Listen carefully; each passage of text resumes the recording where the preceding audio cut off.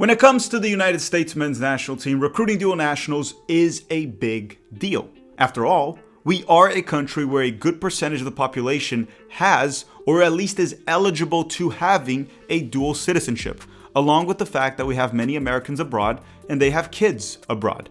Players like Sergiño Dest, Yunus Musah, Floating Balogun, Anthony Robinson, Johnny Cardoso are all Americans developed abroad, which required some level of recruiting from the Federation. But then we also have dual nationals developed in the United States, such as Ricardo Pepi. And now the US men's national team has a new leader. Mauricio Pochettino is in charge, and he will have to continue the process of recruiting dual nationals, or triple nationals.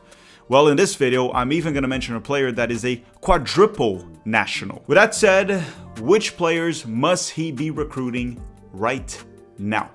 Hi, if you're new here, I'm Filippo, and welcome to Tactical Manager TV, and welcome to today's episode where I will be diving into dual nationals that Mauricio Pochettino must recruit for the US men's national team as soon as possible. And let's just make one thing clear from the get-go. By recruiting, I mean going after players that actually want to play for our country. They could be torn between two countries. That's fine, that can happen, but only play for the United States if you really want to. This is a national team, not a club.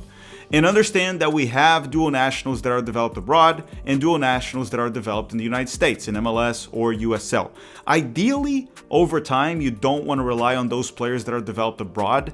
You want to be capable of developing all the players here in the US, but MLS and USL still have a long way to go. And don't get me wrong, even if the development here is tremendous, you can still recruit players abroad that want to play for the US.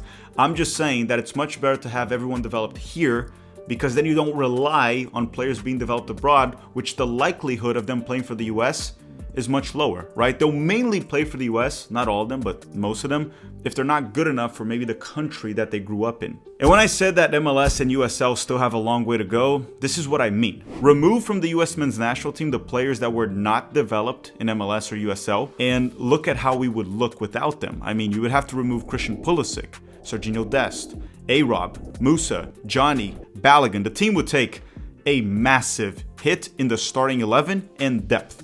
But okay, for this video, I want to go through 3 dual nationals that Pochettino should recruit as soon as possible. Just 3. And some of them could actually have an immediate impact, while others are more towards the long-term outlook. I'm also going to be providing the odds of the United States successfully recruiting each one of these players. And for that, I will be using a very advanced AI program that I call my own personal opinion. It's the best artificial intelligence out there. Yes, better than Chat GPT or whatever the young kids call it these days. This right here is much better than any AI out there. Seriously, ask anybody, even Will Smith. At the end of this video, I'm also going to give a few shout outs of a few extra names that you should keep tracking. Now, if you don't mind, please hit the like button. It helps the channel quite a bit. I appreciate it, and I thank you from the bottom of our hearts. And let me know in the comment section down below, out of the dual nationals that I'm about to mention in this video, which one of them will make it to the 2026 World Cup for the US men's national team, and tell me why. Okay, let's begin.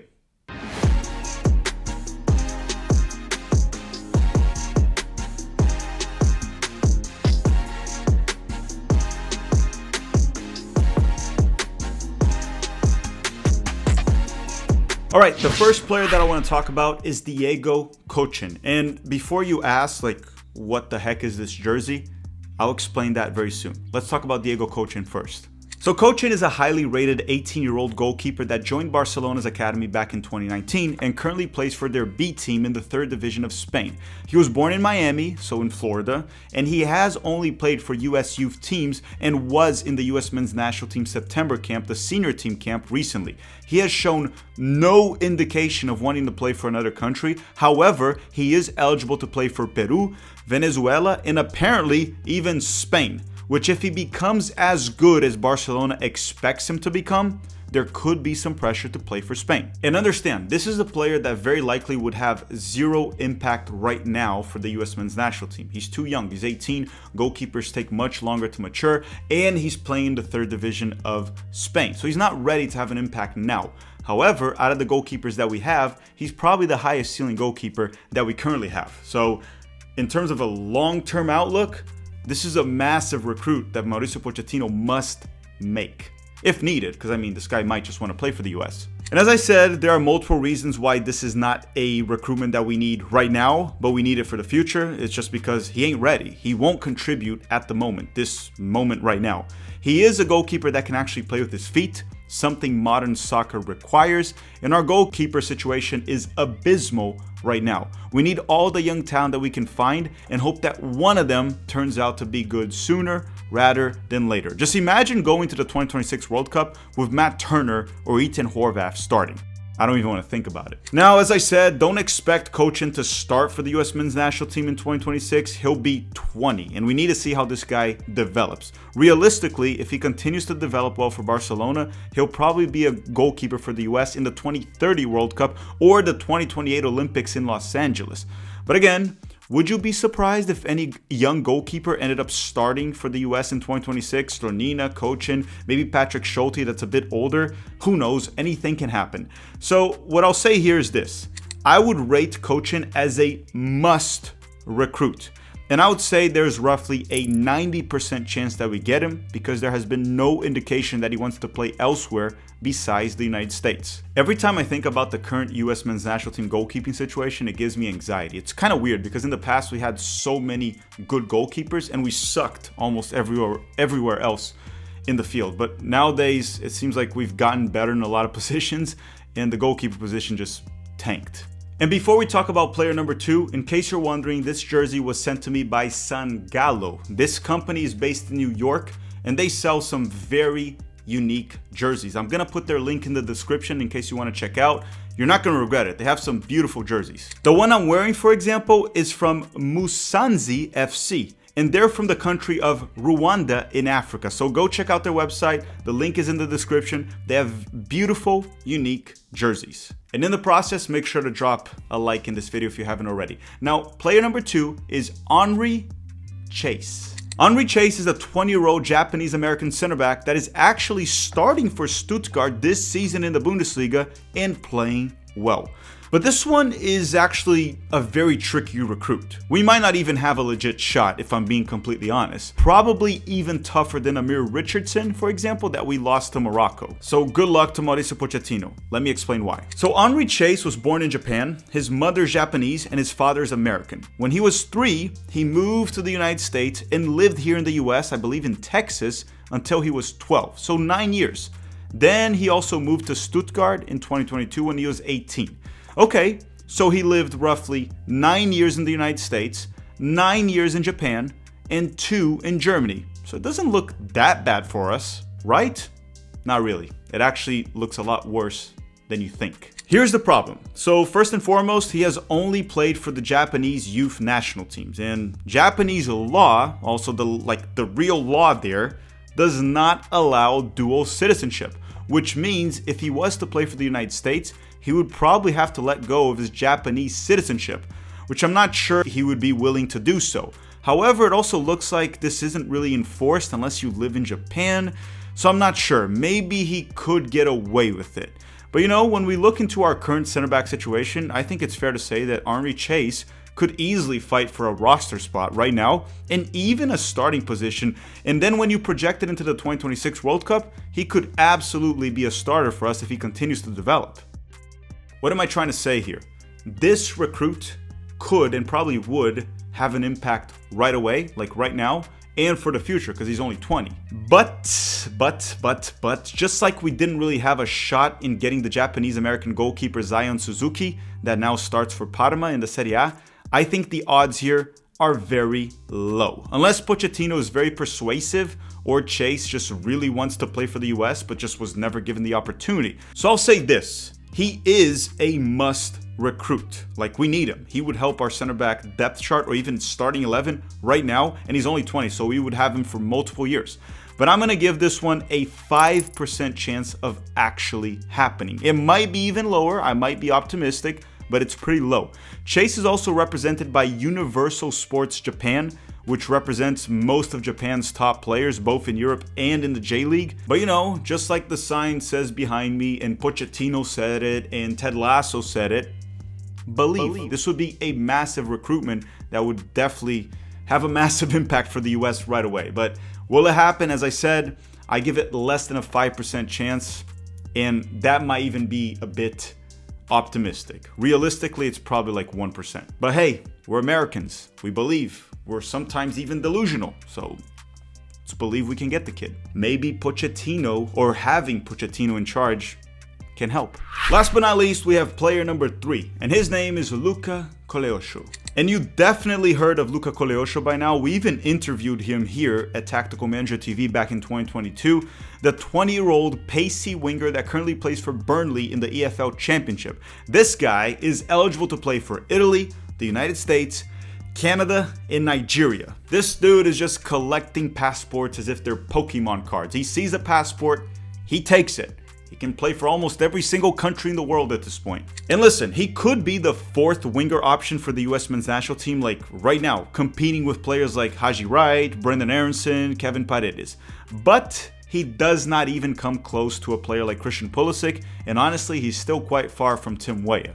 But then again, he could already become an impact sub for the United States, mainly because we lack depth in the wing, in my personal opinion. But don't get me wrong, Koleosho is a very good player and he has potential, but he's still very ineffective on the ball. We've been seeing that quite a bit in the 2nd division of England. The pace is there, the work rate is there, the positioning, and he has some flashy moments when given time and space, and especially when he's given an open field. But then again, he's far from being our savior, and he would definitely be a backup for us. He has a long way to go until he becomes a starter. He does not touch Christian Pulisic or Tim Weah. Here's the current situation with him. He's currently provisionally cap tied to Italy, as he has played official youth tournaments for them, and he's been with their U21s quite a bit. So he would have to file a one-time switch if he was to play for another national team. He has been with the United States U20s, he has been with the United States U15s, he has been with Canada's U20s, and he was even called into Canada's senior team friendly camps a few years back. As for Nigeria, as far as I know, they don't really seem interested. And now I want to add some extra information and context that might be important. Like, for example, Luca Koso was born in Connecticut. He was actually born in the United States. And then he moved to Spain around 2016 when he was 12. And that's Spain, not Italy, right? So he lived in Spain, a country that he's actually not eligible to play for. He was born in the US to a Nigerian father and an Italian-Canadian mother. Okay, but look, I would love to have him play for the US men's national team, but it does feel at times that he just kind of not really picking a country based on, wanting to play for that country. It seems to be more based on what he feels like is better for his career or to get attention, so that bugs me a bit. But again, maybe he feels connected to Italy, Canada, and the United States. I don't know, who am I to judge, right? Maybe he feels connected to all those countries. But at the same time, one has to wonder, is he picking based on a country he wants to represent? He loves that country, he feels connected to it, or he's just like looking towards his career, just a career decision. But as I said before, he would be a big recruit that could help us with our depth right now, and possibly in the future, fight for a starting spot. He is provisionally cap tied to Italy, so I'm going to give a 50% chance that he sticks with Italy, even though I don't think that will end well for him. I don't think he'll actually play for them consistently. Then I'm going to give the United States and Canada 24% each to recruit him, and then I'm going to give Nigeria 2% just because, he's eligible, so it could happen. Clearly, Hiroshi Chase is the most important one of the three, well, at least in the short term. I would say Diego Cochin is the most important one long term, and then Luca Koleosho would be the third one when it comes to importance. Okay, before we go, here are a few players that I want to give a shout out to. They're also very important, but I'm not going to dive into them. You can just look them up yourself or just track them for their clubs and how they're doing. All right, so let's go through it. The first one being Maxi Carrizo, the 16-year-old Argentine-American midfielder that plays for New York City FC's B team, their second team that plays in MLS Next Pro. He's only 16, very good player, different player profile from most Americans, very talented.